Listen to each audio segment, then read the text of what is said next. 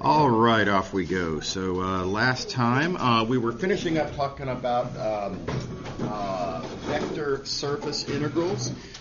Keep in mind, vector surface integrals compute flux, right? So, why would we be interested in flux? Well, that means I give you one motivation for why we care about flux. It's if your vector field represents a fluid flow, flux says how much fluid per unit time is flowing through your surface. Right? Okay. All right, we're going to see another couple of applications. Well, at least one other cool application. It depends on how you count. Coming up later today. Okay, so before we go on, there's one last thing I want to sort of, to kind of wrap up the discussion. And, I made some observations as we developed vector surface integrals that there were certain things that they had in common with vector line integrals. With different, appropriate to the geometry, sure, but nevertheless some things in common. So I want to point out, this is not a coincidence.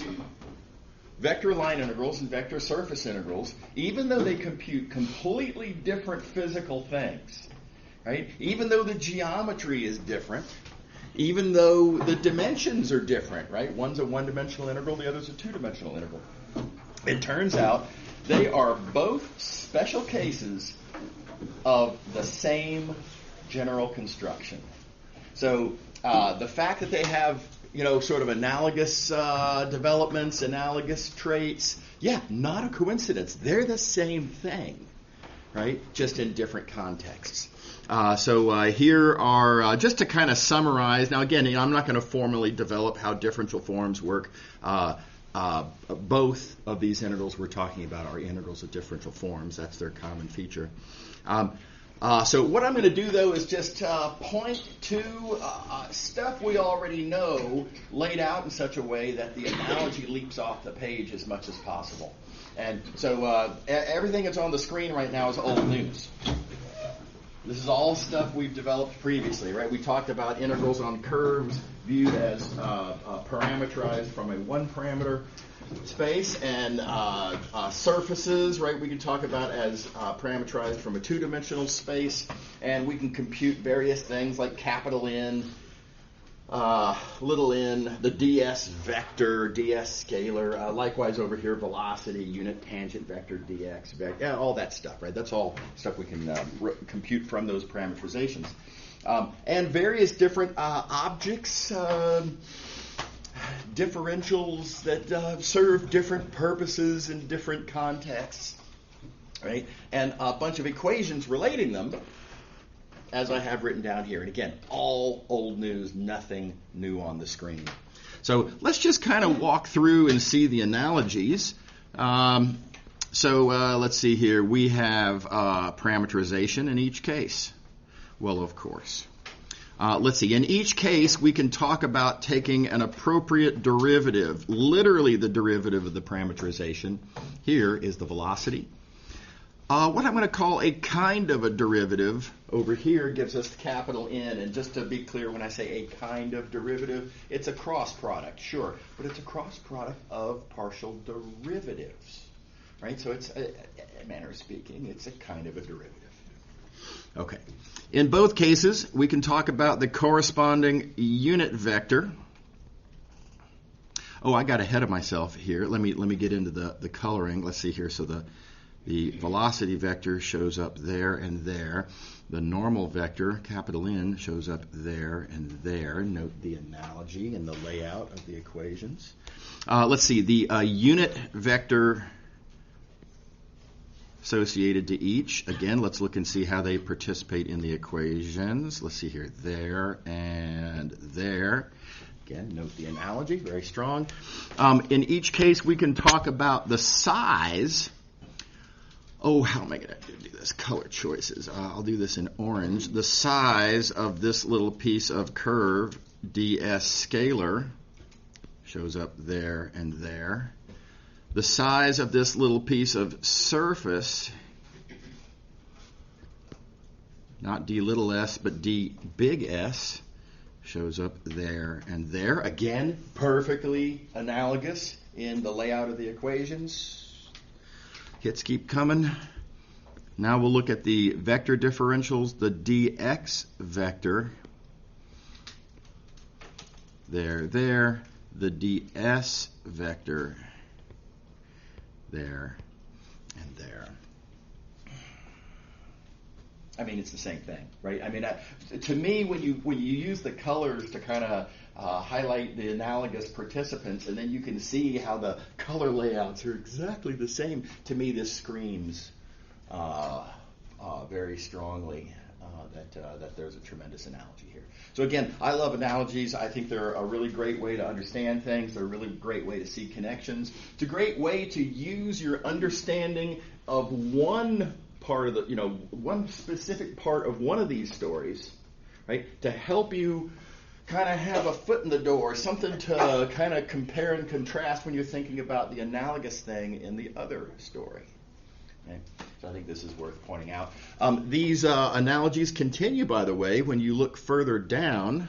Let me try to get more of this onto the page, and look at how we write down the various different integrals that we compute in relation to these things. And again, vector line integrals on the left, vector surface integrals on the right.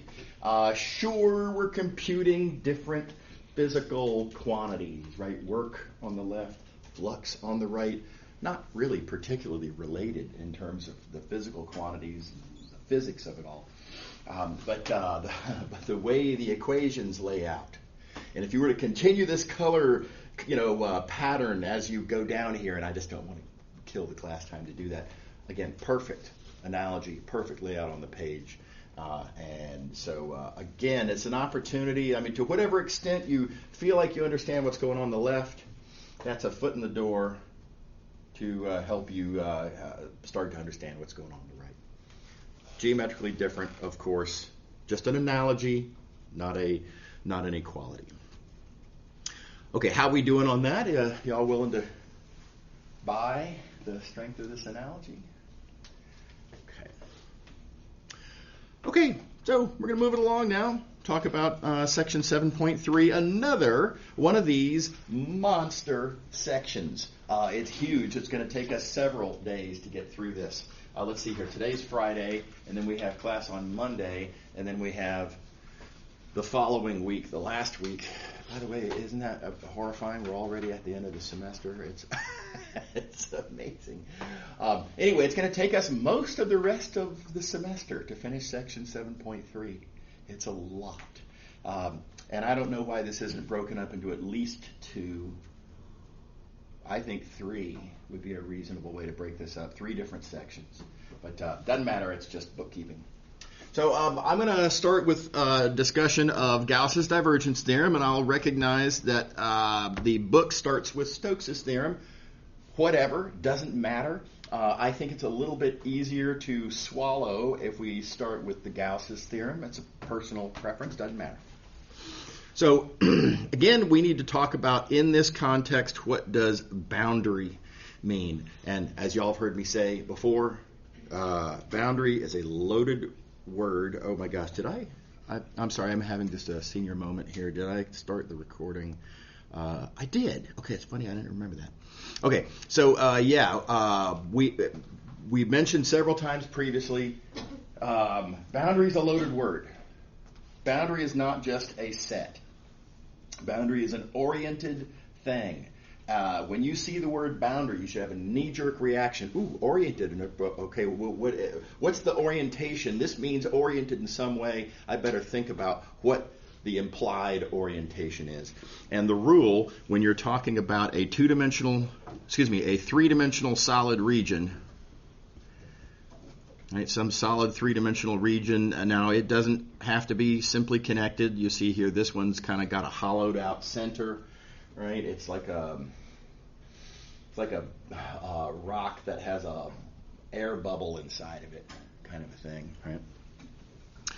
So solid region in space. The boundary is exactly what you think it is. It's the sort of the surface. It's where the rock meets the air, which of course includes the inside piece of surface. And the orientation follows this convention: always away from the solid and into the not solid.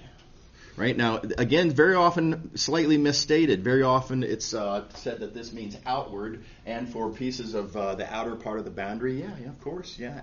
The rock is, in the interior, and not rock is in the exterior. That's outward, and so commonly misstated as outward. But notice there, right, on the interior piece of surface, it is not outward. That is inward by any sense of the word.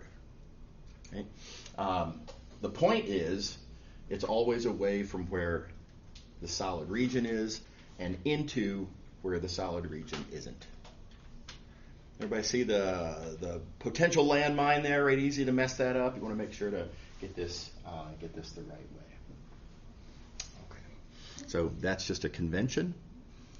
Again, arbitrary, yes, but also standard. So not optional, something we do have to follow. And with that in mind, I'm going to tell you all now a new accumulating quantity. Quick reminder before we do. We've already developed tons of ideas about accumulating quantities. The very moment that we identify an accumulating quantity, we know that it behaves kind of like a stuff. We can talk about its corresponding density, stuff per unit size, and we can write down a corresponding integral theorem. Right? All we have to do is establish that it's an accumulating quantity. We just have to establish the whole is the sum of the parts. And that's what we're about to do here. Here is our new accumulating quantity. Boundary flux. And let's see here. I do want to expand this out. Boundary flux. Now, I did make a statement about boundary fluxes previously, right? We talked about two-dimensional boundary flux. And this is just the three-dimensional version of that. When I say boundary flux in this context, what I mean is we're talking about a volume, a three-dimensional volume, right? And its boundary surface,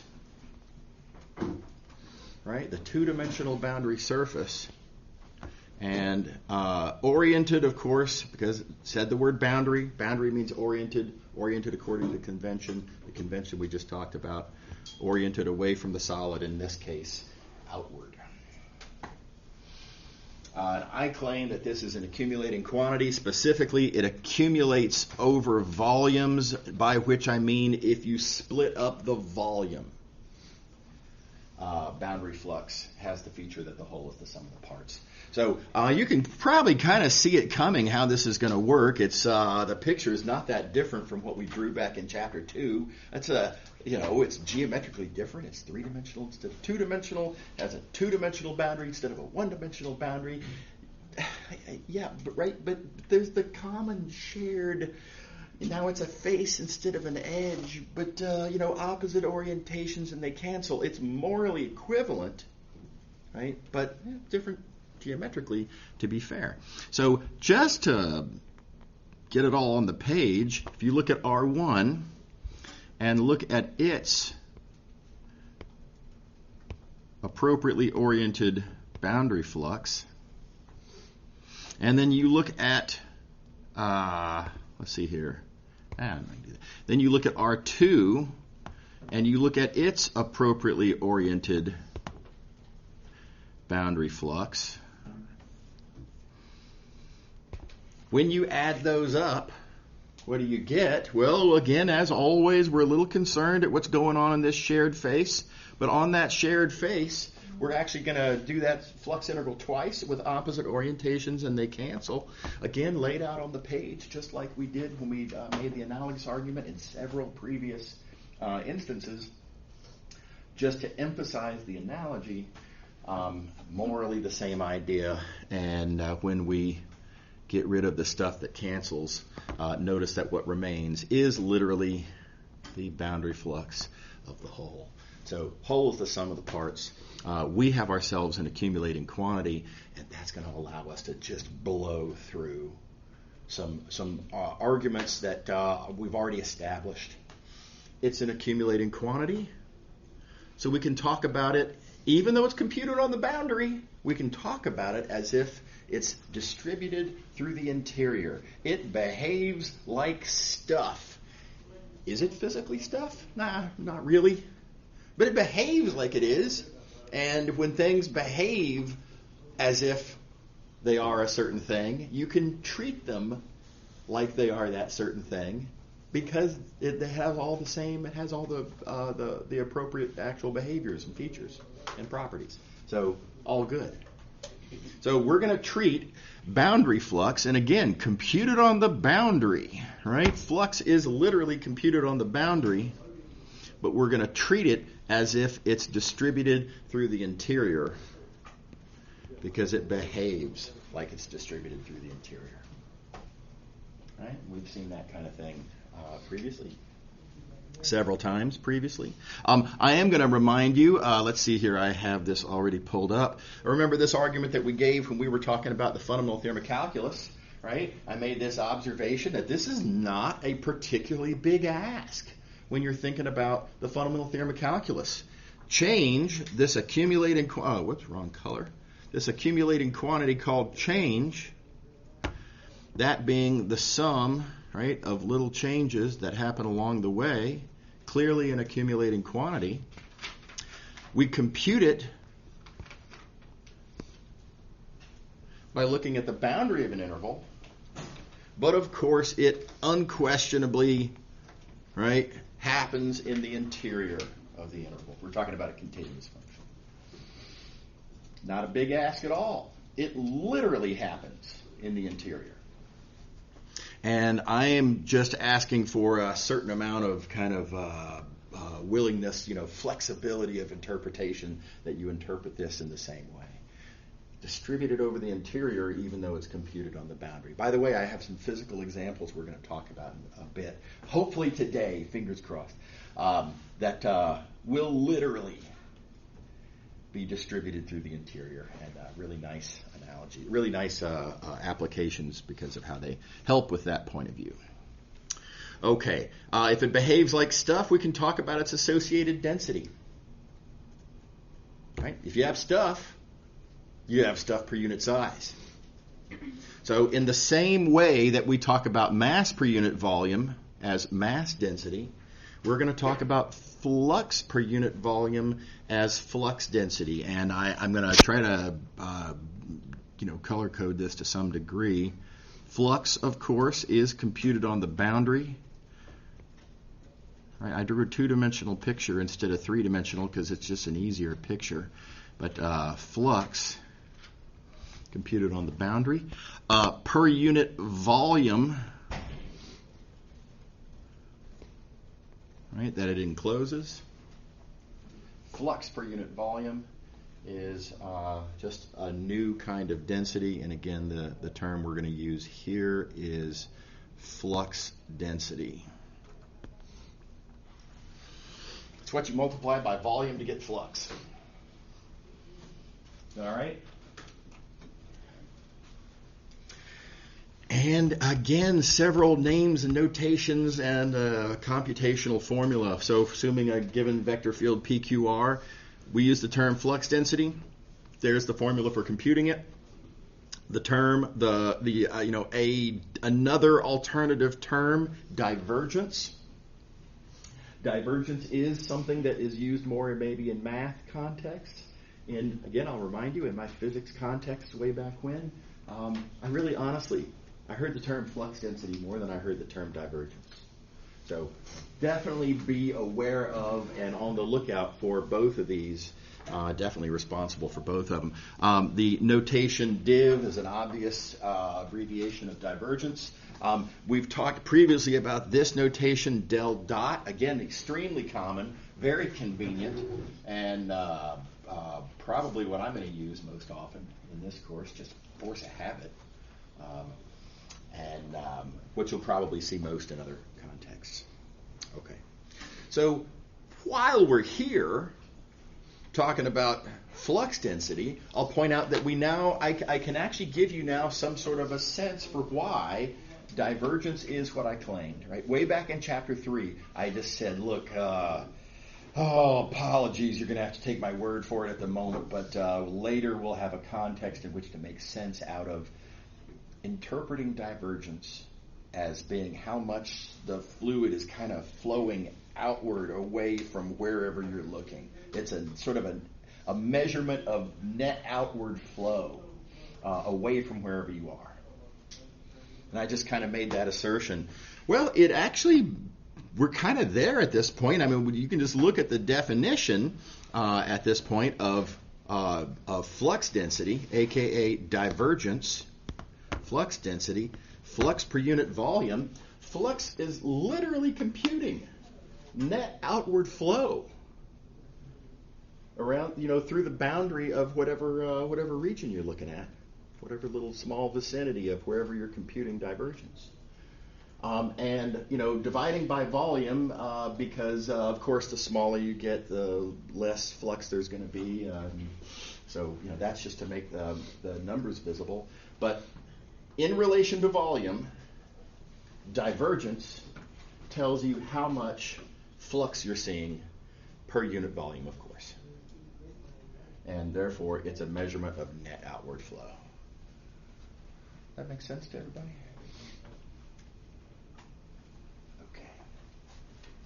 Okay, so let's just as an exercise to make use of this interpretation. Here is a vector field representing a fluid flow, and you can measure flux through the boundary of a ball of radius 6, right? So outward-oriented boundary flux, of course, is what we mean when we say flux. So again, that's computed on the boundary. Okay, yeah, sure, but again, you don't want to think of it that way. That's where it's computed, but you want to think of that as being something that's happening in the interior, right? And this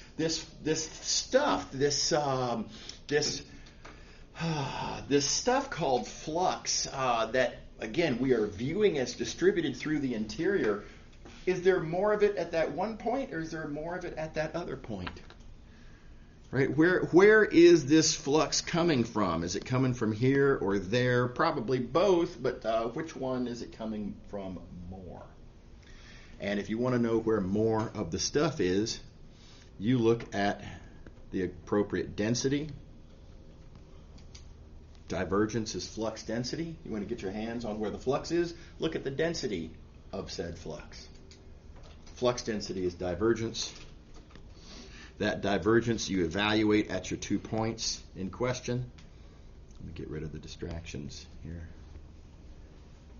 So yeah, there's a total amount of flux computed on that boundary. We know it's coming from the interior in some sense. Where in the interior is it coming from? Well, more so B and less so A, as indicated, quantified by flux density, aka divergence.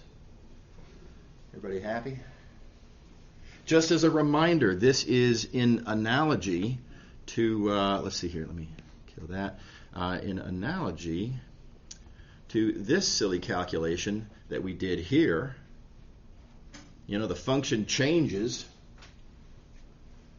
between 0 and 3. There's a certain total amount of change. Obviously, the change is happening continuously throughout this interior. Is there more change happening at 1, or is there more change happening at 2? Well, aside from the geometrically obvious answer that you can just see, there's clearly it's changing faster at 2 because slope and all that stuff. From a density point of view, change density is the derivative. Right? Change density is the derivative.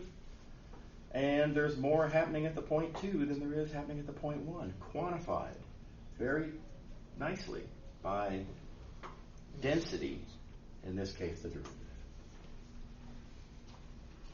So I'm doing really morally equivalent argument here. Okay, so that's just for sort of digesting purposes. So now summarizing real quick, going back, we've established that we have an accumulating quantity. We've already recognized that accumulating quantities behave like stuff. They're actually distributed throughout the interior. We have an associated density. That's the indicator of where specifically that stuff is in what proportions. And we can then write down the resulting integral. If you have stuff distributed over interior, stuff is stuff per unit volume times volume. There you go.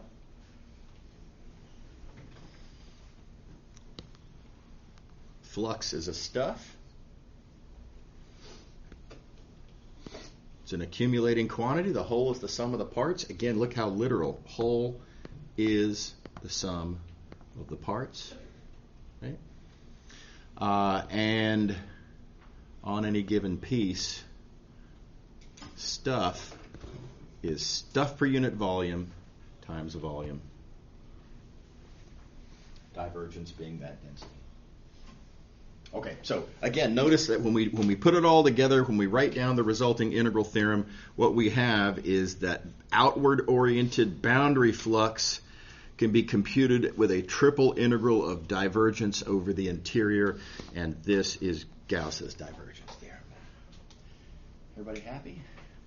So I think it's really instructive to, again, y'all have noticed, I'm sure, I hope, how I've sort of motivated Green's theorem and the fundamental theorem of line integrals and the fundamental theorem of calculus and let's see here, the two-dimensional divergence theorem. I've motivated all those theorems with the same general sort of structure and strategy, adapted appropriately to the circumstances, of course, right?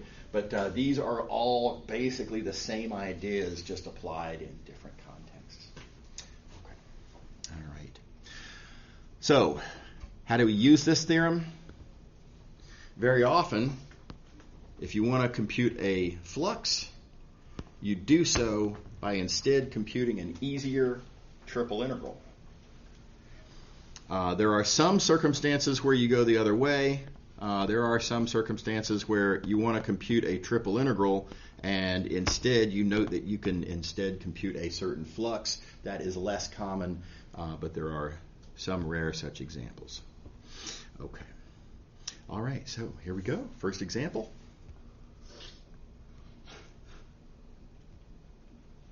In fact, let me go ahead and expand this again. Here we go. So we want to compute a flux, right, through a certain surface of a certain vector field. Fine, right? Let's see here. How are we going to compute that flux? Different options. I suppose we could actually parameterize our surface, right? That'd be one option. I think that'd be super hard. Let's just take a moment to dwell on how terribly inconvenient that would be. Right? If I were to directly compute, well, I've got to have to parameterize my surface. My surface is a sphere, which means trig. Trig everywhere. All right, sines and cosines, phis and thetas, lots and lots of trig. And so each one of these x, y, and z in all of in this whole great big, already ugly vector field, each one of those x, y, z would be a combination of sines and cosines of phis and thetas, and it would be a monster, horrifying integral. Right? Nobody wants to do that. Okay, so instead, let's try to use our new theorem. Our new theorem says, seemingly, casually stated, says, if you want to compute a flux, well, I do. I want to compute a flux. So if you want to compute a flux, you can do so by computing a triple integral instead. There is a catch. It's the same catch we've seen before. This is a really important catch. This is a often blown off, ignored catch that results in dramatically wrong answers and tragedies on tests. Make sure not to forget, it says very clearly right here, this only works if your surface is a boundary. Right, so, right, you really got to worry about this. If your flux that you're interested in is through a surface that is not a boundary, then you cannot use this theorem. This theorem, again, says so right there, right, clear as day, boundary of some solid. So make sure to be careful about that, right? Make sure to take that seriously. Now, why do we have to worry about that? And why is it a boundary? Well, if you look back through the argument we developed, we needed it to be a boundary so that the cancellations would work as they did. so that it would in fact be an accumulating quantity. Right? So it's really important. It's the argument just straight up does not work if you take that condition away. But furthermore, notice, it's got to be the boundary of a solid, because that solid is the domain for your new triple integral. If your flux isn't a boundary of something, there is no something over which to compute the triple integral in the first place. It's not that the theorem isn't true, it's that there is no theorem to even ask the question about. Massive, massive point. So again, I'm making a big deal out of it because I've seen so many students step on this landmine and catastrophes happen. And I hate it when that happens. I don't want that to happen to you, right? So please be very, very careful. Always check carefully, orientation and all, that your surface is a boundary before you start writing down this theorem. Everybody see is that enough emphasis? Okay, so let's do it now. Let's see here. Our surface is okay, let me come down to the picture here. Let's see. Our surface is the inward-oriented unit sphere. So unit sphere, inward-oriented. It is tempting to look at that unit sphere and say, yeah, it's the boundary of the ball. But it's not. Right? Again, orientations matter. This surface, as given, is not oriented the way that it must be to be a boundary. So our domain here is just not a boundary. But there is a convenient little trick we can pull, and that is noting that the inward-oriented sphere differs from the outward-oriented sphere only by the orientation, therefore only by a minus sign when you evaluate fluxes, and that outward-oriented sphere is a boundary. That's the boundary of, why did I circle that in purple? It's the boundary of this ball on the inside. Everybody on board? Right, so just to sort of put that all together, we were asked about the flux through the blue surface. We see that at the cost of only introducing a minus sign that comes from orientation, I can relate that to the flux through the blue surface, the green surface. That green surface is a boundary, and once I know that it's a boundary, then I can cite Gauss's theorem, and I can claim that in fact, now boundary flux, literally boundary, right? Boundary flux is computed with a triple integral. And of course, don't forget that minus sign that comes along for the ride, right? That doesn't just disappear. So make sure not to accidentally drop that. Forget it. Okay, what do you think? Everybody, yeah. Is the reason that it has to be on the left side have to do with the right-hand rule?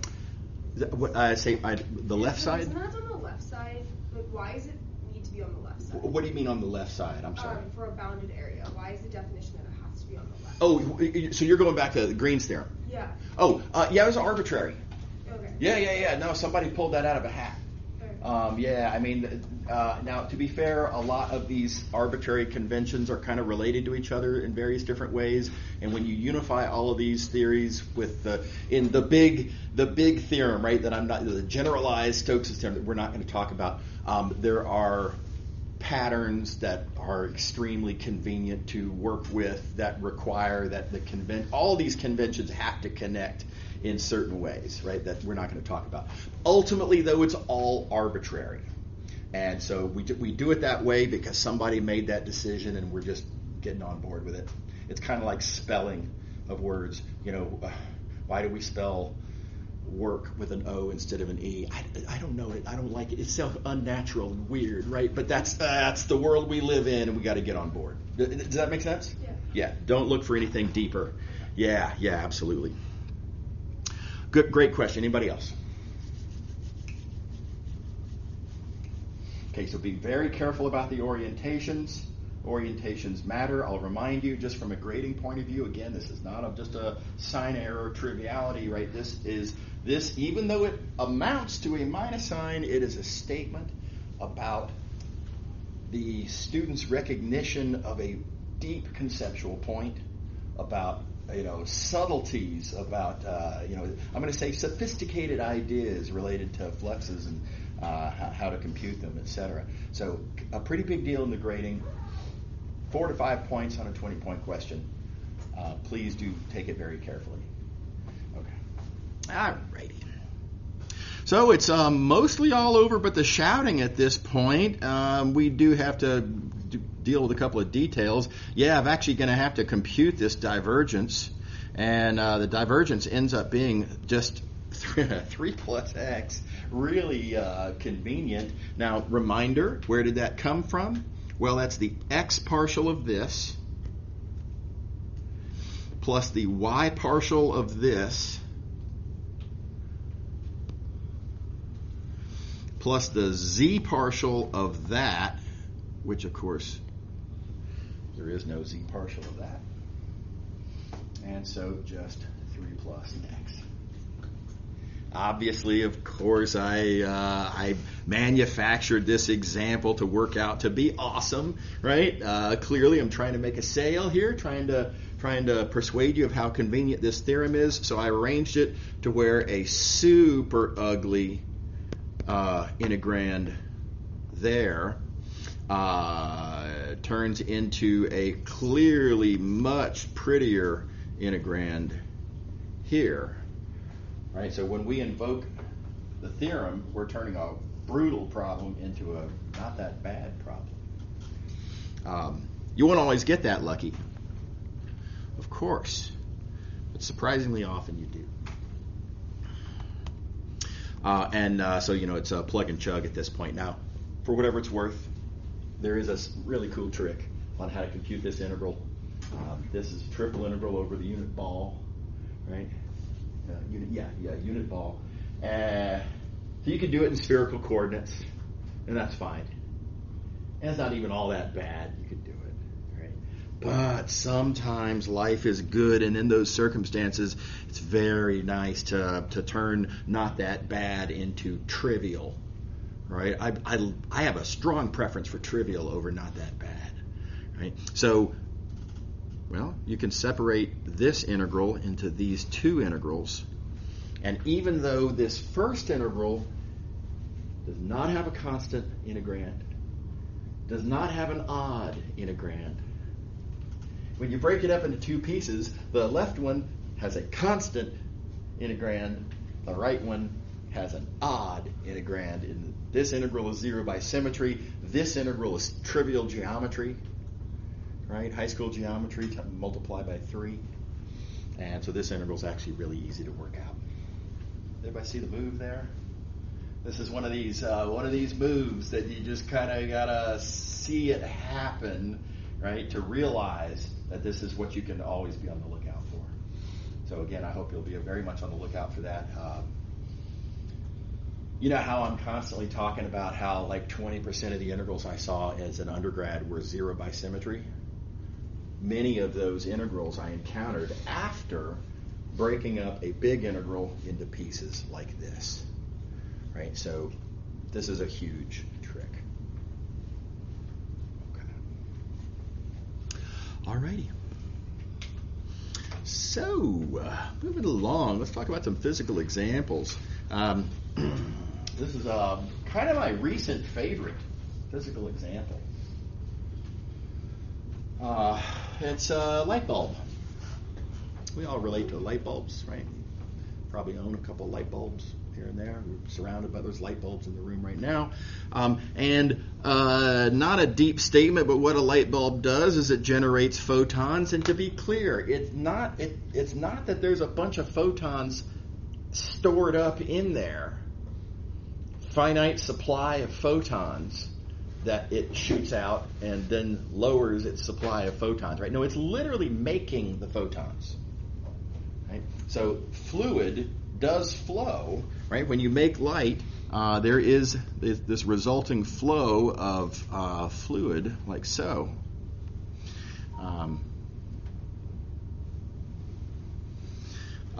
But that fluid is being created by the bulb, by the hot spot. You know, these days, I guess, the little LED right at the center of the bulb, right?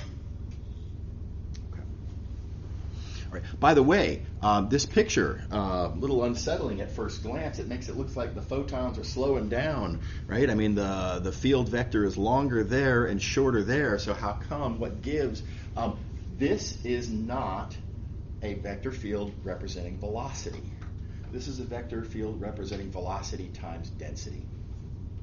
It's really the more natural way to represent the flow of photons, because in general, when you're keeping track of photons, you're not interested in the volume, as in three-dimensional, cubic inches, right, of photons. You're interested in the number of photons, right? Quantity, and the density has to then be considered. And so this is density times velocity. The velocity, of course, is constant, but as the photons spread out, as they emanate, as they go away from their source, they spread out. As they spread out, that density goes down, and that's why the field strength is lower at greater distances. Does that make sense to everybody?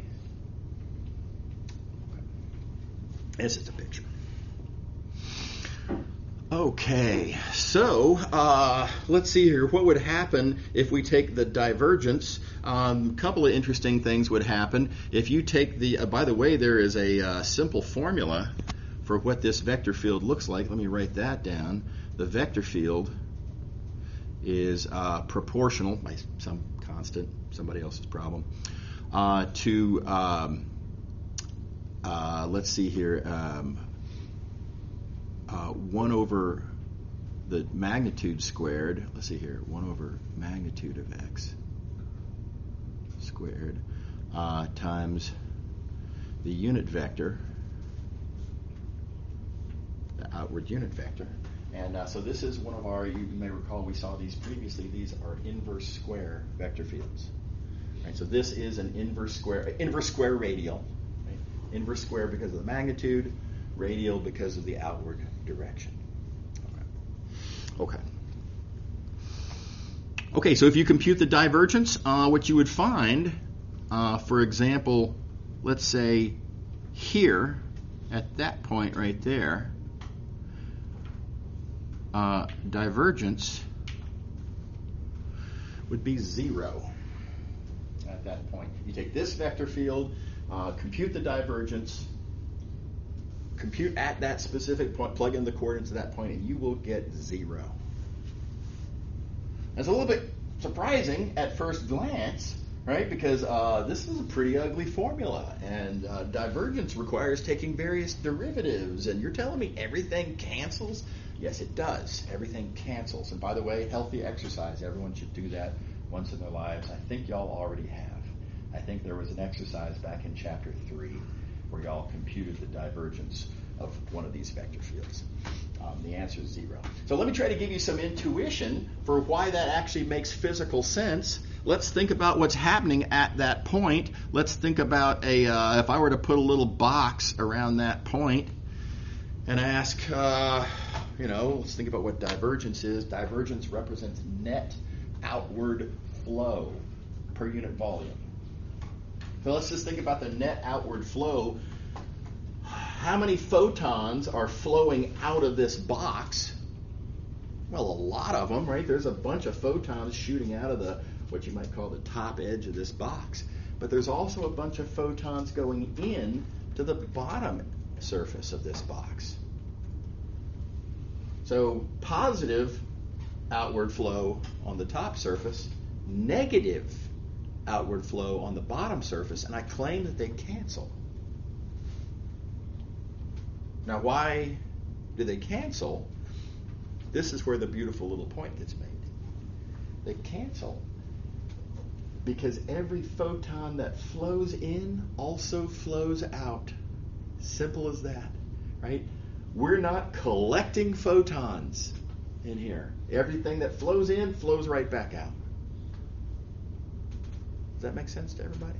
So the net flow in has to equal to the net flow out. Otherwise, we'd be collecting photons. We're not collecting photons. This is just empty space inside the bulb where photons flow in and then flow out before, leaving the bulb. Yeah. But we're just saying the density doesn't change there. Yeah, the photon density is constant. Yeah, exactly. Yeah. So another way to say it, we're not collecting photons. All the photons are just passing through. That's right. Everybody happy with that? So of course the divergence is 0. Divergence measures net outward flow. The net outward flow has to be 0. Therefore the divergence has to be 0. Everybody happy?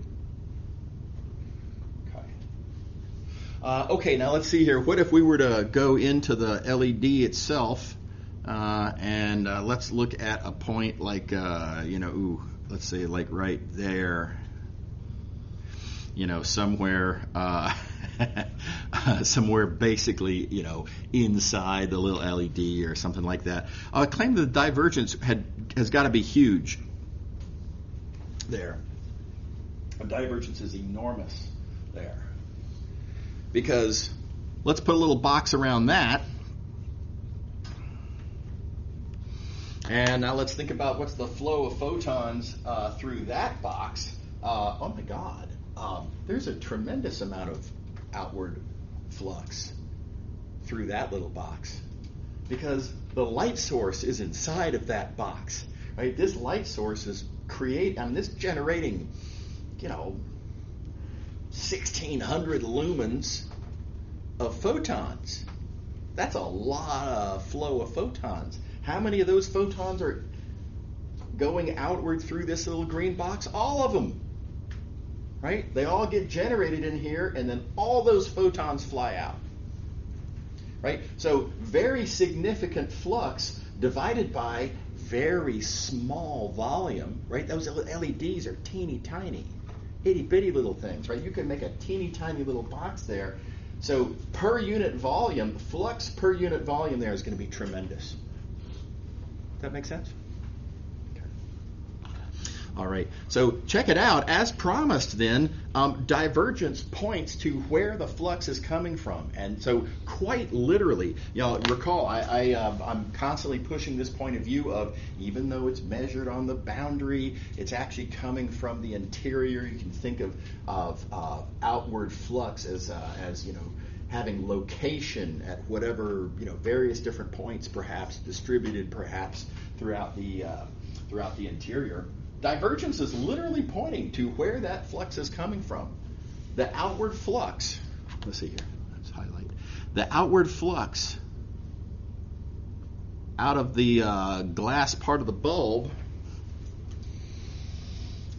that outward flux is flow of photons. Where are the photons coming from? The photons are coming from where divergence says they're coming from. The photons are coming from the LED. They're coming from the little hot spot. So as promised, divergence tells you where the flux actually is coming from. Everybody happy? I think this is a tremendous example because, again, it's so relatable, right? We all know how light bulbs work. Boring. You don't have to use your imagination to visualize. Like when you try to apply these ideas, divergence and flux and Gauss's theorem, to electric fields, which we're going to do next time because we're basically out of time today. That's hard to visualize. Electric fields are hard to visualize. This is just light bulbs, right? Super relatable. I think this is a fantastic first picture to have in your mind when you're thinking about the divergence theorem and now that we have all the appropriate tools, thinking about flux and divergence because it's so relatable. Y'all have a good weekend. See you later. We're on the line right there. Don't forget about attendance, of course, if I didn't already get you.